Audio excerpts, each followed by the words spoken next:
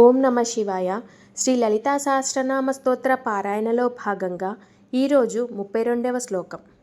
కరాంగులి నఖోత్పన్న నారాయణ దశాకృతి మహాపాశుపతాస్త్రాగ్ని నిర్దగ్ధాసుర సైనిక.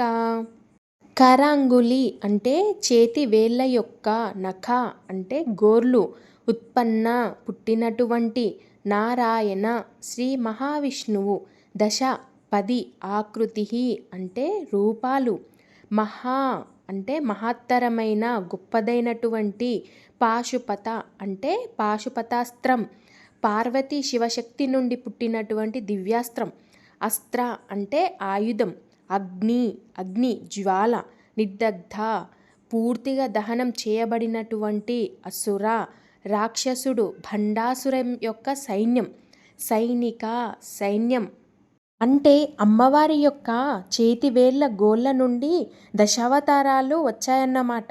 ఇది విష్ణువు దశావతారాలకు మూలశక్తి అమ్మవారేనని సూచిస్తుంది. యుద్ధంలో అమ్మవారు మహాపాశుపతాస్త్రాన్ని ప్రయోగిస్తారు. ఆ అగ్ని భండాసురుని యొక్క సైన్యాన్ని భస్మము చేస్తుంది.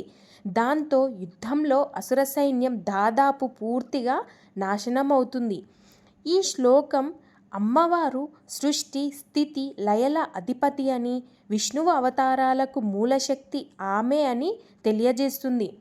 యుద్ధరంగంలో మహాపాశుపతాస్త్రాన్ని ప్రయోగించడం ద్వారా అమ్మవారి యొక్క సంహార శక్తి స్పష్టమవుతుందని ఈ శ్లోకం యొక్క అర్థం. ఈ శ్లోకం యొక్క అర్థం మీ అందరికి అర్థమైందా? అర్థమైనట్లయితే వెంటనే వీడియోని లైక్ చేయండి. అలాగే మీ మిత్రులందరికీ షేర్ చేయండి. మరిన్ని లలితా సహస్రనామ స్తోత్రంలోని ప్రతి శ్లోకం యొక్క అర్థాల కోసం నా యొక్క ఛానల్ని సబ్స్క్రైబ్ చేసుకోండి. ఓం శ్రీ మాత్రే నమః.